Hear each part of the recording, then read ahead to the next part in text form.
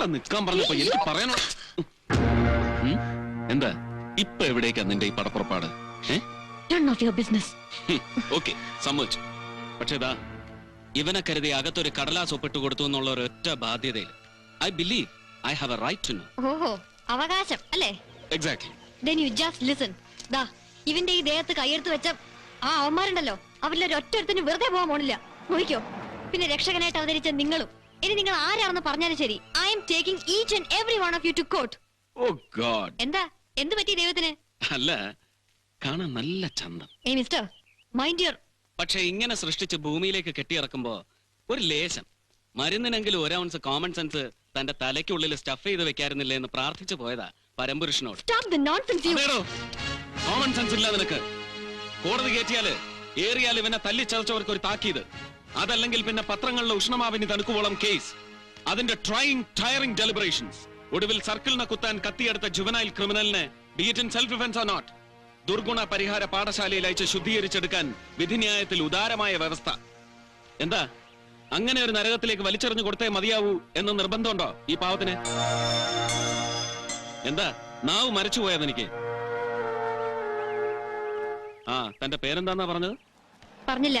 ഓഹോ, എന്നാലൊന്ന് തിരുവായി മൊഴിയണം. പറയടാ, എന്തായി ചേച്ചിയുടെ പേര്? ചേച്ചി. ഓ, അപ്പൊ അതാണ് വിത്ത്. ദേവു പണ്ട് വയനാടൻ ചുരങ്ങളിൽ ആയുധമെടുത്ത് ഷേഗുവേര സ്റ്റൈലിൽ ഗറില്ല വാർഫെയറിന് ഇറങ്ങിപ്പുറപ്പെട്ട ശേഖരന്റെ മകൾ. ജാഗ്രതയുടെ ജീവാത്മാവും പരമാത്മാവുമായ ചീഫ് എഡിറ്റർ ശേഖരേട്ടന്റെ ഒറ്റപുത്രി ദേവിക ശേഖർ അല്ലേ? അച്ഛനെ പരിചയമില്ല, പക്ഷെ കേട്ടറിയും ഒരുപാട്. ജാഗ്രതയുടെ കഴിഞ്ഞ വീക്കെൻഡില് വിയ്യൂരിലെ സ്ത്രീ തടവുകാരെ കുറിച്ച് താൻ എഴുതിയ സ്റ്റോറി കാണിച്ചിട്ട് കേരള രശ്മിയിലെ വാര്യരാ പറഞ്ഞത് ഈ ദേവിക ശേഖർ ശേഖരേട്ടന്റെ മകളാണ്. അല്ല, എനിക്ക് ഹേയ്, അങ്ങനെ പറഞ്ഞാ മനസ്സിലായിക്കൊള്ളണമെന്നില്ല. ഓട്ടടാ. ആ, പിന്നെ തന്റെ ലേഖനം, it was brilliant, had a very rare breed of language and some very rebellious insights. പക്ഷെ ഒരൊറ്റ കുഴപ്പമുണ്ട്. ആണുങ്ങളെ കുറിച്ച് അവിടെ ചില സ്നൈഡ് റിമാർക്സ്. മുമ്പേ പറഞ്ഞില്ലേ, 6 അടി പൊക്കവും ആണത്വവും തമ്മിലൊരു കോറിലേഷൻ. അതുപോലെ ചില ക്ലീഷേ ഒബ്സർവേഷൻസ്. അത് പക്ഷെ നിന്റെ ഈ പ്രായത്തിന്റെ മാറും. ആണിനെ അടുത്ത് പരിചയപ്പെടുമ്പോ അറിയാതെ മാറിക്കോളും. നമുക്ക് മാറ്റിയെടുക്കാം. We'll meet. ഓക്കേ.